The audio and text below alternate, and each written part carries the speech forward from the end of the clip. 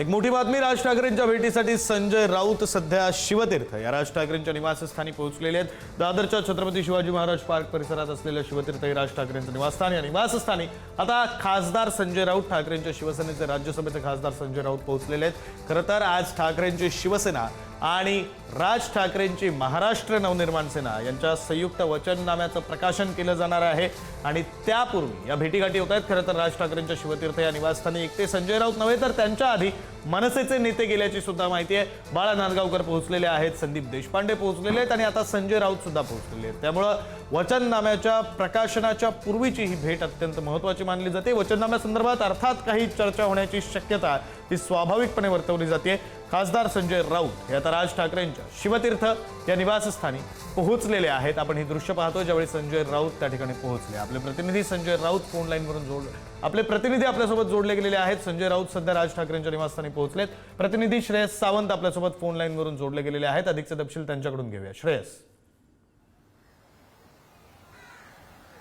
खऱ्या अर्थानं आपण बघू शकतो तर विक्रांत संजय राऊत आता शिवतीर्थ या निवासस्थानी पोहोचलेत। अनेक दिवसांपासून संजय राऊत इथे येत आहेत आणि आज खरं तर महत्त्वाचा दिवस आहे, कारण वचननामा आज प्रकाशित होणार आहे। दुपारी 1 वाजता उद्धव ठाकरे आणि मनसे अध्यक्ष राज ठाकरे एकत्र येऊन वचननामा जाहीर करणार आहेत। महत्त्वाची गोष्ट अशी की या सगळ्यांमधून सगळ्यात महत्त्वाचं म्हणजे शिवतीर्थावरून कुठल्या वचननामाच्या गोष्टी खऱ्या अर्थानं आता बाकी आहेत का, त्याबद्दल काही निर्णय होण्याचं बाकी आहे का, या वचननाम्यामध्ये आपण कसं काय लोकांसमोर प्रेझेंट करायचं।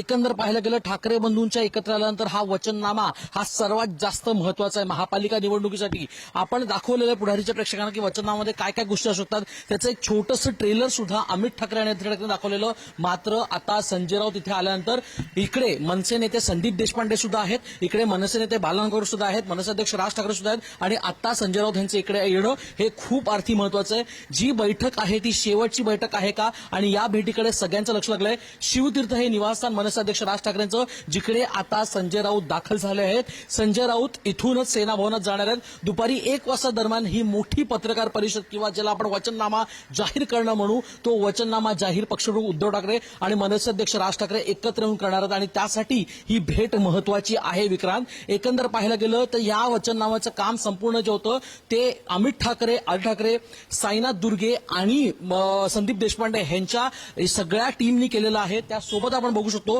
या टीम मध्ये खऱ्या अर्थानं गोष्टी केल्यानंतर आता वचननाम्यामध्ये आपण आज काय काय गोष्टी बोलणार आहोत, कुठल्या कुठल्या गोष्टी ठेवणार आहोत, काय प्रक्रियेत ठेवणार आहोत, हे सगळ्यात जास्त महत्त्वाची गोष्ट आहे। कारण आपण बघितलं गेलं त्या दिवशी सगळे उमेदवार आले होते आणि तेव्हा वचननामाचं जाहीरमध्ये जे ट्रेलर दाखवला ते प्रेझेंट अमित ठाकरे आणि आदित्य ठाकरे या ज्युनियर ठाकरेंनी एकत्र येऊन केलं। त्यामुळे आज या सगळ्या वचननामाबद्दल मनसे अध्यक्ष राज ठाकरे आणि पक्षप्रमुख उद्धव ठाकरे कसं काय सादर खरं श्रेयस, त्यामुळे या सगळ्याकडे आपलं लक्ष असेलच। तुर्तास धन्यवाद तुम्ही दिलेल्या सगळ्या माहितीसाठी।